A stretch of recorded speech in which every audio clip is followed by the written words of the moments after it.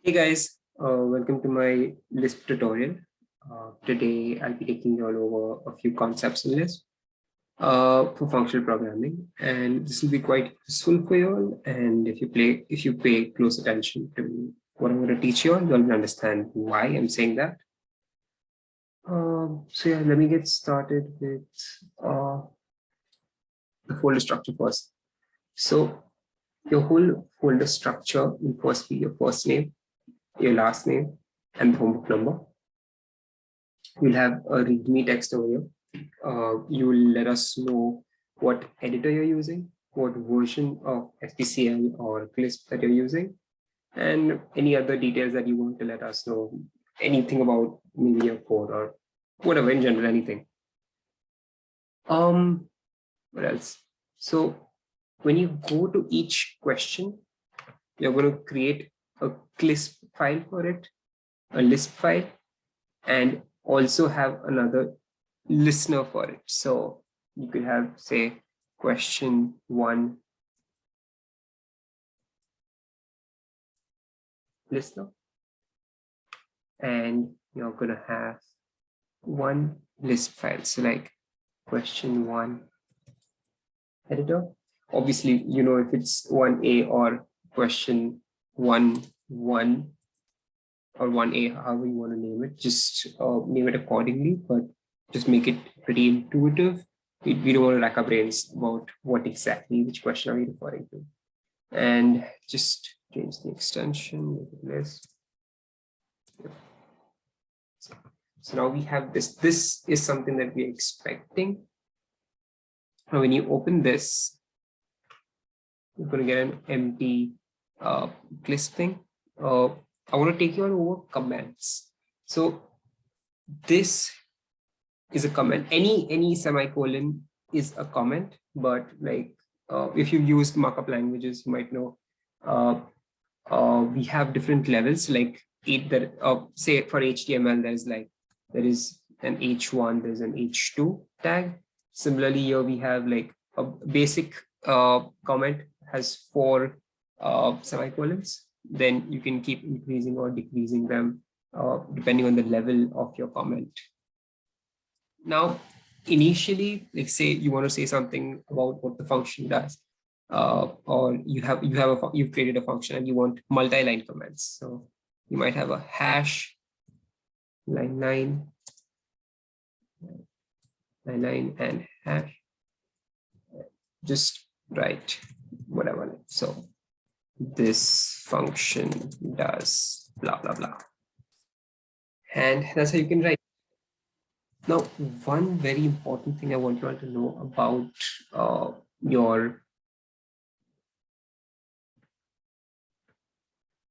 you don't need to submit this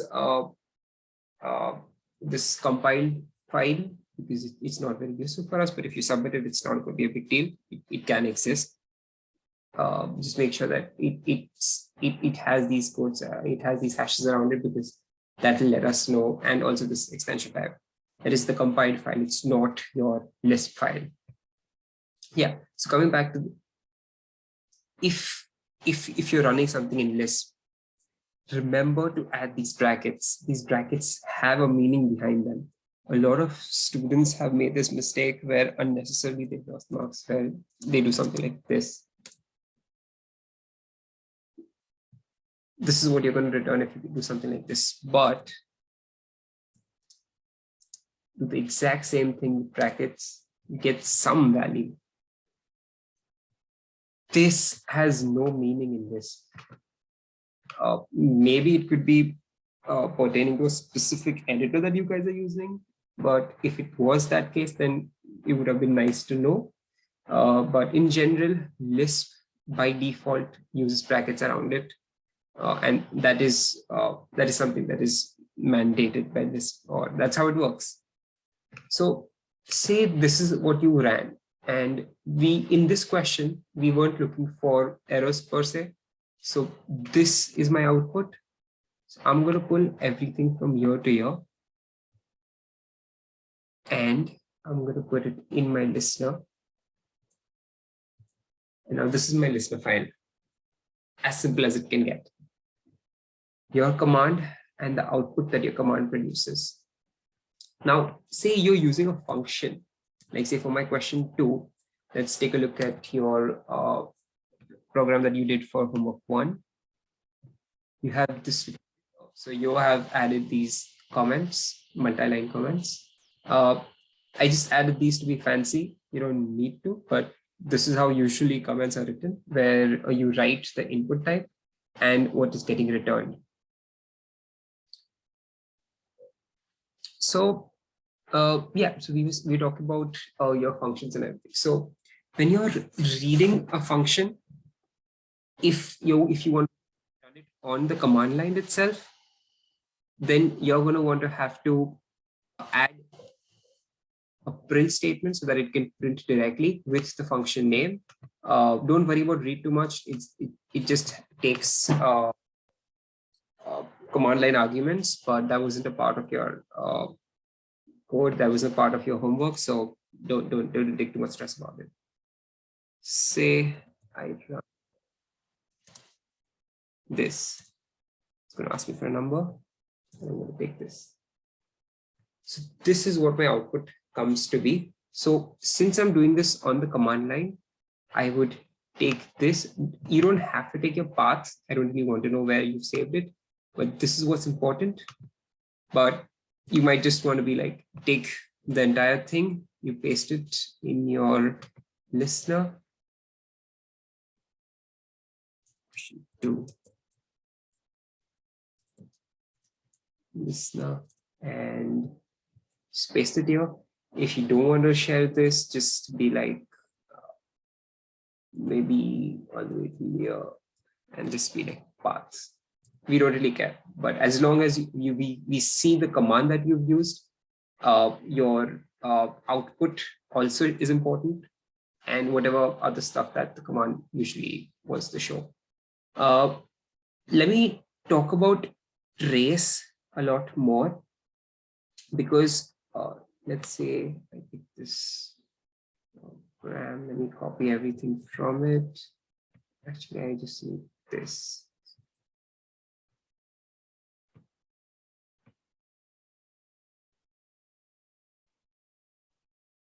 So if I have a function, I can trace that function so that both of us, the students and the graders, everybody can understand what's going on behind the scenes. It'll be very helpful for you all also to understand how things are working. There we go. So after you run your code with a trace enabled, it's going to tell us each line of implementation. So it'll go like from 4, 3, 2, 1, 0. It goes all the way to 0. And hey, what's the 0 supposed to return? It's going to return 1. So they go 1, 1, 2, 6, 4. And then you get your 24 returned. Similarly, if you want to stop tracing a specific program, you can just be like untrace and whoa, it's untraced. You can trace multiple programs at the same time. So say supposing you have one is fact, maybe you have something question 2, you have question 3. You can just trace as many as you want and then individually call them. So say you've traced all of these and then you can just individually say fact 4 and it will still trace it for you. Right now I have untraced it, so it's not going to return a trace. But you can always remember that tracing will be helpful for you all in debugging. It's not required for all your programs, but why not? Okay, so let me talk about, yeah, let's talk about cons. So say, at least by now, everybody should know what cons is. Cons is consecutive cell. It is a keyword in Lisp which allows you to create a two-valued list, but you can always nest them to create multiple lists. The first value is the CAR, the second value is the CER, and if you select a CAR, your first value is returned. If you select CDR, everything from that value gets selected. So let me introduce how to create variables. So defvar, say name is John. You have a name. So if you write name, you can see the name is stored as John. Similarly, if you want to create, say, a list, then you're going to have to write def parameters. For atoms or single valued variables, you can just use defvar. But if you want to create a list, a saved list, then you're going to have to use defvar. So say we have defvar s, and we have a list of, say, cons A and B. You have S. S is going to give me AB. If I want to nest my cons, we already know how to do that. So let me take you through it again. Say we have cons A. We're going to go inside, create. If we add a bracket, you close a bracket. A cons B. You add a bracket, close a bracket. C and nil. So in a list, if you have C with nil, it's mostly the same. It just ends up because you're adding a const to it, it's just going to become the same value. Nil is more like the ground if you're from the electronics background, or it's also like the it's like the tail in a linked list, like the one that points to null.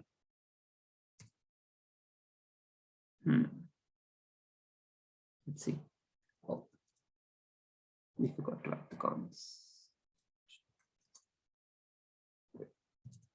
So we have ABC. Now we have ABC. This is how you add it. Let me show you how to char on it. So if you do a char on S, you get A. If you do a CDR on S, you will get everything after A. So except for your first element, everything after that gets printed. So say you had def parameter, a list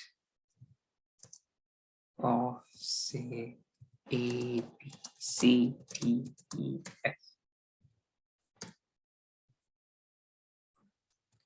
I'm going to do a char on S, I get A. If I do a CDR, I should get B, C, D, E, F. Awesome. Now, how many times can you do a char or a CDR? You can nest them at multi-levels, but a short way of doing it is, say, CADR. What will happen is first it will take the CDR. So it goes from right to left. So you'll first get a CDR, and then it will do a CAR on it. So I'll give you B. Now if you print S, you still have the original S, but this can be saved in a separate variable or a value. And since it's a single atom, you can obviously do it with the defvar instead of doing it with the defpar. Although if you do it with the def parameter, it shouldn't raise an issue. But if it's an atom, we prefer using it with defvar, and for lists with def parameter. We can nest these up to a certain level. So you can have at most 4 of these inside. So you'll do a CDR, you'll do a CDR, you'll do a CDR, and then you'll do a char. So a CDR will be first B, C, D, E, F. Another would be C, D, E, F. Another would be D, E, F. And then you select your first one, which is D. Sounds familiar, doesn't it? Although if you nest it using the entire word, like having a nest of, say, you can do the nest of, like, say, char and CDR and CDR. It's going to give you the same result. So you can do it whatever's comfortable with you. But as you see, that you have a CA, D, D, DR. There are 4 values out here. If you try to add even one more, it's going to break. Let's try that. We had a DEF. If we had one more D, you have gotten E. But this is what you get instead, because at most you can have only 4 points in a nest at a time. So yeah, that's something to look up to. Okay, we've got that out of the way. Just remember how we can use CAR, CDRs, and how you can eliminate half of your list or eliminate a certain portion of the list so that you can get the rest of it. So maybe while you're recursing, you might want only half a list or only a second half of a list. You know what to do. Now, talking about having the second half of it, let's go talk about the member function. So member is basically, does this exist in that kind of a relation? So member will basically allow you to search for items inside your list and will return everything after a correct hit. So say if it's found, then everything after the value that you found, everything else gets printed onto the screen. Let me show you how it works. It should be in sets. Yep. So this is how member looks like. You have other ways of writing member also, but we will just stick to this one for now. So member item is your atom or your list or whatever you want to search for inside this list. So does this exist in this? And you can use a test where you can modify whether you want an EQ or an equal. We'll get to that later of how EQ and equal is different. There is equal P, there is equal EQ. There are a lot of them, but only some of them are of value to us. So yeah, let's take a look at member. I'm just going to pick up a template example so that it's easy for me to copy. Okay, let's go.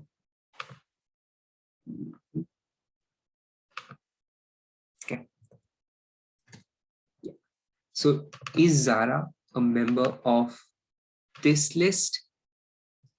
It is.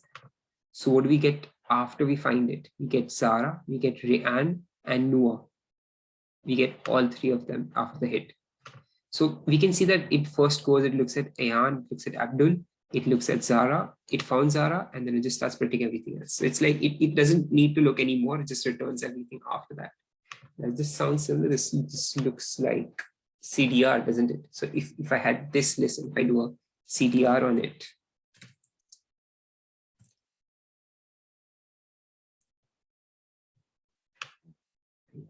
blah, blah, and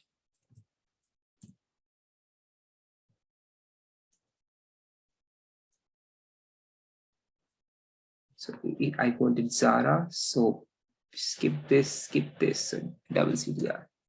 Yeah. So double CDR is what we would have achieved by using just member. So do we really need this? Maybe in certain cases, yes. But if you're searching for an element inside, say maybe you want to look if an element exists, or if you want to know if the element exists, and if it does, then you want everything after it, then you would use this. But if it doesn't and you still want everything after it, then you're going to use CDRs or CADDR, depending on whatever your implementation is. Let me show you an example of where it doesn't exist. So let's say we have a foo. Is foo a member of this? No, so it's going to return null. So this is a case that you might have to handle, that if the element is not found, then it's going to return null. And since it's not found, maybe if you want to add it, you might want to add a condition and make sure it does add. Talking about conditions, so we have a lot of decision making that goes on in our programming, where you have a cond, you have if, you have when, you have case. I want to talk about if and cond because that is what we'll be using extensively. And if statement, you already used it before, you've also seen it for your the factorial program, where if this, then this, else this. So if you notice brackets in a way that I can understand where the bracket starts and ends. So this is the entire if condition, including the else condition. So if this, then return 1, else return this. So what if you have too many conditions, like say you want to know if a person can drive. So say certain places have a driving minimum age of 18, some have 21, some 24. So like if country equal to this, then set it to 18. If country equal to this, then set it to 21. This, then set it to this. So does it make sense of writing multiple if statements or going and getting confused in that? Of course, there are multiple ways of writing it also. Like you don't have to necessarily only write an if then or an if else statement. You can nest them, but it gets a lot messier. That is why I suggest using cond, C-O-N-D. It tests on multiple test cases. So it'll test on, say, test 1, then do this. If test 2, so test 1, 2, 3 is basically just your conditions that you need to test, like your equality conditions or greater than or less than conditions, or maybe if it's an atom, if it's a p, if it's an even, if it's odd, then do this. An action will basically be what you want your if condition to perform. It could either be another, say, if it's a recursion, you might want an action to be able to recurse something. If it's just the base case, you just want to return a value and not the rest of the function. So looking at this out here, you're setting A as 10. You can also use setq to set a value. I use defvar, but you can use setq, you can use defvar, you can use defparameter. You have cond A greater than 20, then do this or do this. So is A greater than 20? No, A is 10. So it's going to use this. So if you notice, there is this T over here. This T stands for true, that we all know about the true statement that we get if you search for, say, 10 more than 5, it's going to return true. But out here, this T acts more like a default value or like an else value, where if any of these conditions inside are not true, then you can go ahead and execute this. More like a finally, but more of a quasi default finally else statement that will execute it irrespective of sorry, not irrespective, but if any of the conditions above do not satisfy, then this one gets satisfied. So I wanted to show you an example of how you can use this. So I found this actually. I found this code online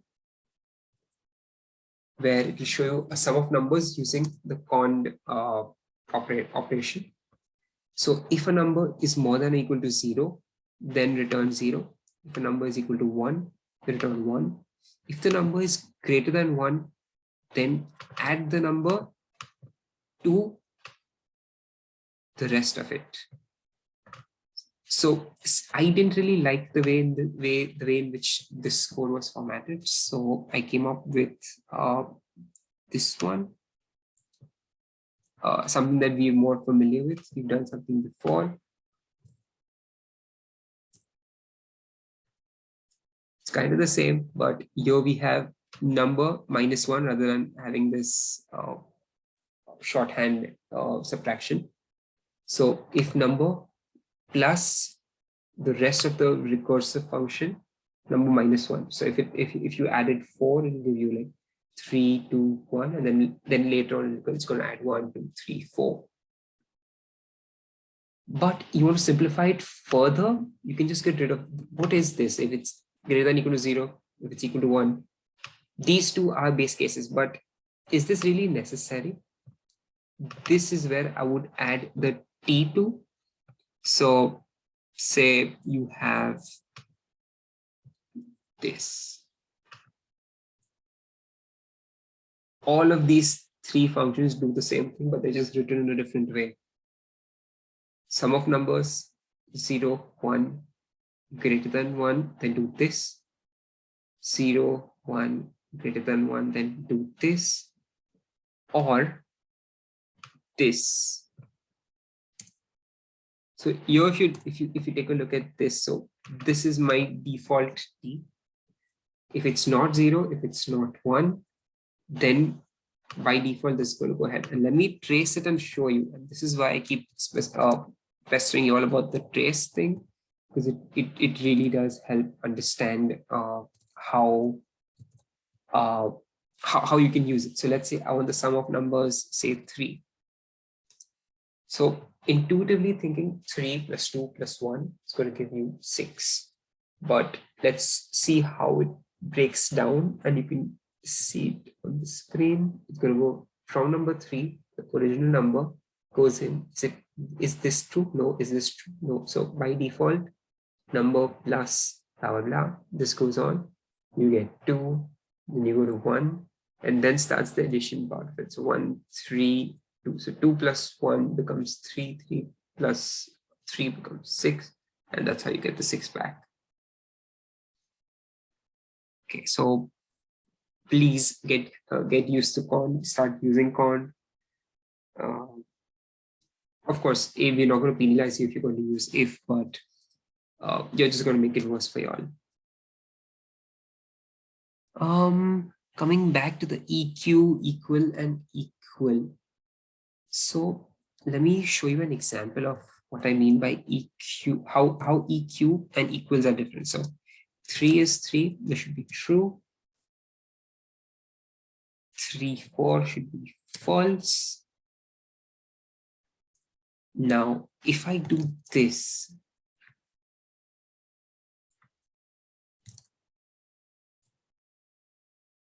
some of you might be like, hey, this looks exactly the same. This is just a list of 4, and list of 4, so it should be true, right?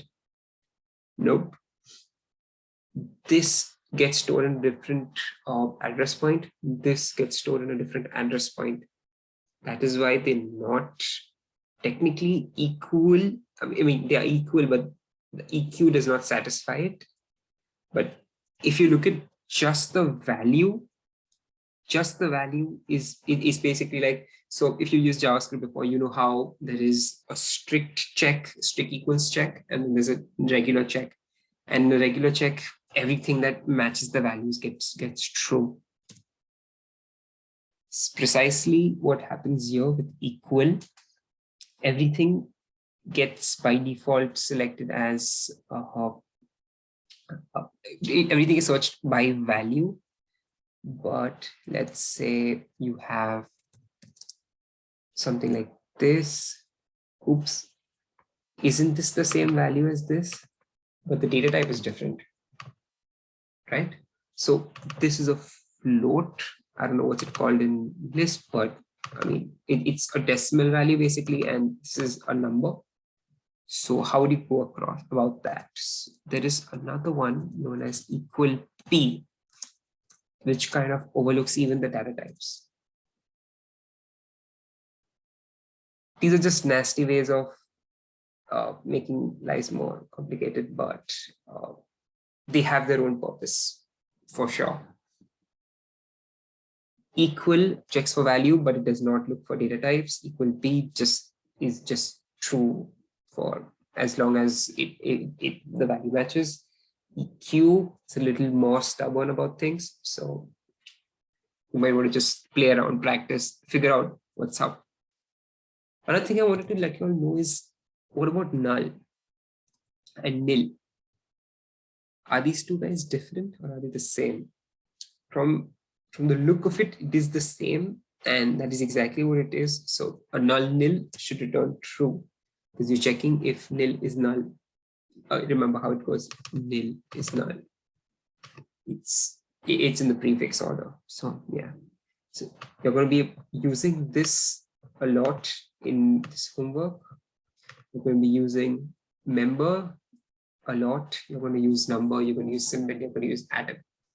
Let's talk about predicates.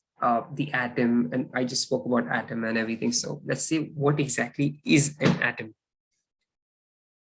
An atom is basically a single value, and any single values. It could be maybe a number, it could be a symbol, it could be maybe any alphabet A, B, C, D, it could be a string, anything at all.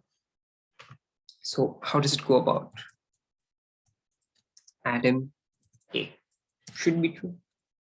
Atom 1 should be true. Atom, say, John should be true. Atom nil should be true. But if I do atom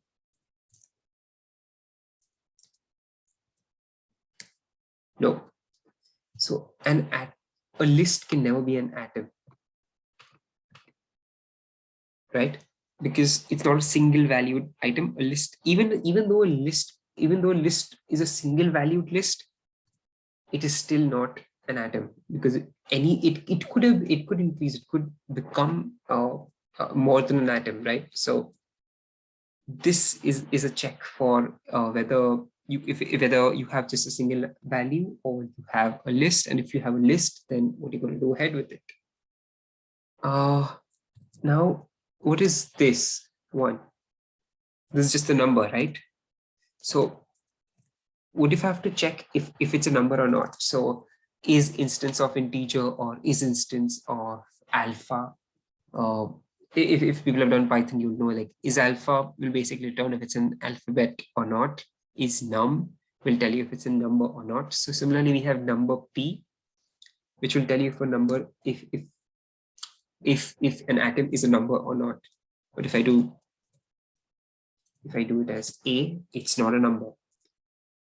Similarly, so you don't have a check that I know of for oh, you do have a symbol p also. Okay, so if you want to check for symbol, you could just do, is 1 a symbol? No. But is a symbol? Yes. Yeah. So it just makes your life more easier. But do you really need that? You could have just done a not or a number p, and you would still get the same thing, right? So kind of useless, but I mean, it's simpler this way if it makes it easy for you also. Yeah.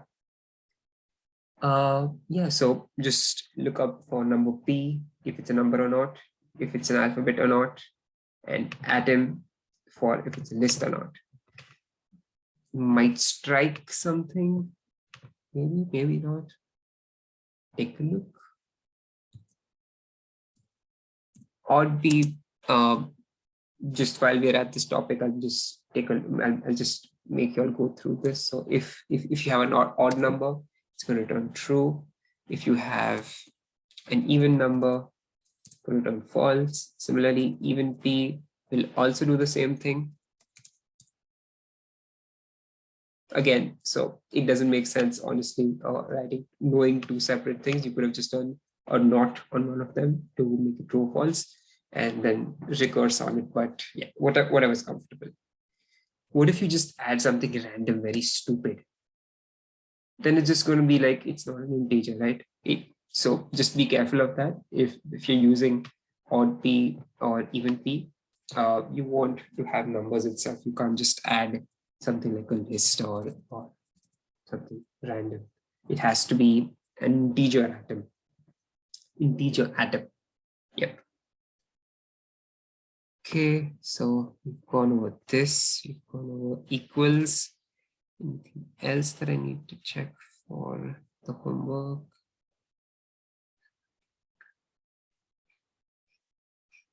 Yeah, okay, so I think we're good to go. You could just take a look at it.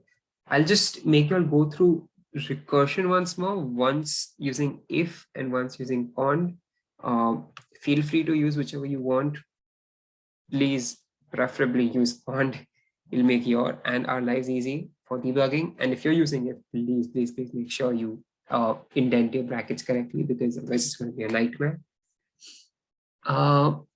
So if you're using if, you're going to have an if condition, you're going to have a base case, and everything in your else will be your tail recursion, where you'll be recursing on it. So you'll remove the first element and then you check on the rest of it. Remember, you could use char, you can use cdr, you can use member, you can use whatever is feasible, whatever is applicable, and whatever makes sense to that question per se. Don't kind of make a rookie mistake where you think that, hey, I can use member wherever I want. Member has its own limitations. Do look it up. It's right here. Tutorial point. Google all the way.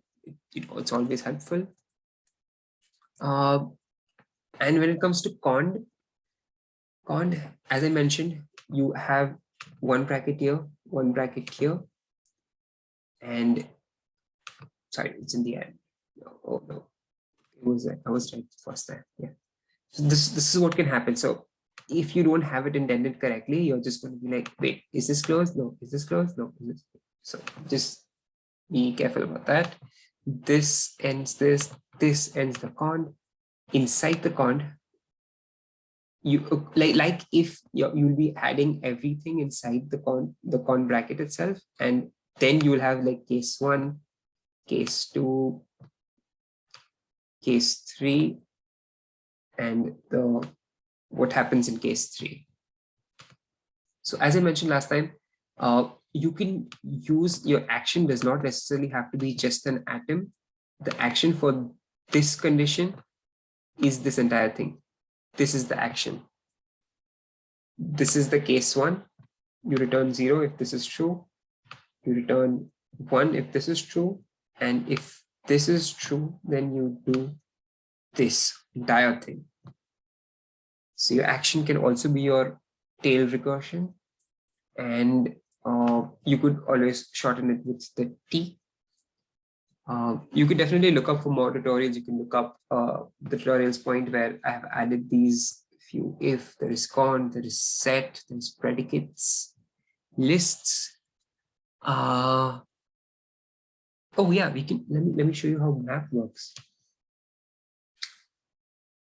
Not sure how useful this would be, but it's always good to know since you've started it.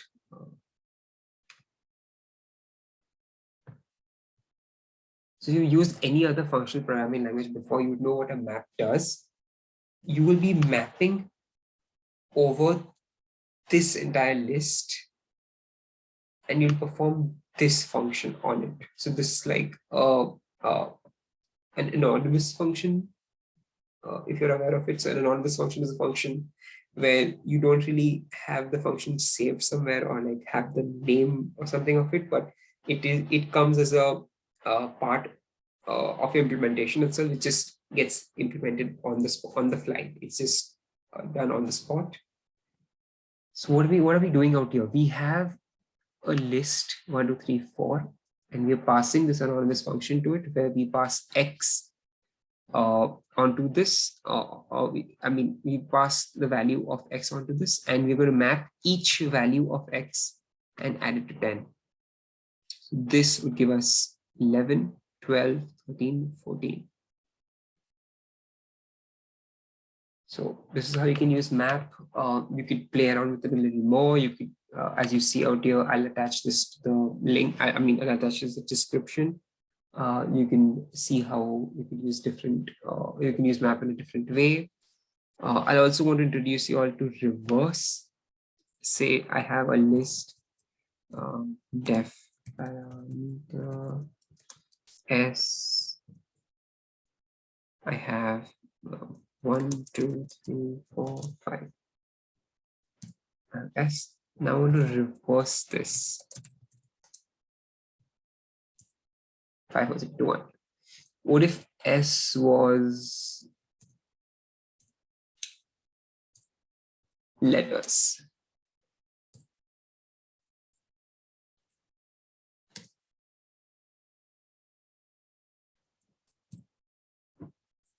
EDCBA. So yeah, it works in that. What if P is a mixture of integers and letters, symbols? So this is going to act funny because you will be having a mixture of letters and numbers, but there would be any exact way of determining whether this is greater or not. Like if you try to remove like some ASCII value or something, it's not going to be in this order, but it's just that it's going to follow whatever order you put it in, it's going to follow it in that way. So let me try putting it as, let me put 2 here, maybe I put A here, and then I do reverse C. ED2 A1. So you see, it's not following any specific pattern, it's just taking the entire list and blindly just reversing it. See if this is helpful, see if this is useful, look up different functions, look up different ways of using it. Obviously, say if there is a way of putting an element inside a list, that's definitely not going to be helpful for you all in one part B, right? Where you're inserting an element inside a list. That's not something we are going to actually check. That's like saying if I want you to count the number of elements by using a variable, you're just using the inbuilt length method or something. Don't do that. It'll be a spoiler, but we won't be able to give you a lot of marks if you're just going to use an inbuilt function to do something that you all were intended to do using different ways. Most importantly, don't get into the habit of using loops, because most of your homeworks and assignments will be in using recursion. Get used to recursion. Everything, as far as I've seen, most of it is always tail recursion, but won't be too confident on that. But yeah, mostly you'd be having multiple base cases and one tail recursion, and you'd be good to go. But sometimes you might want to recurse in different places. Look up, use your judgment, I would say. You don't need to look up anywhere also. And you'd be, I think, yeah, you'd be good to go for the homework. All the best, guys.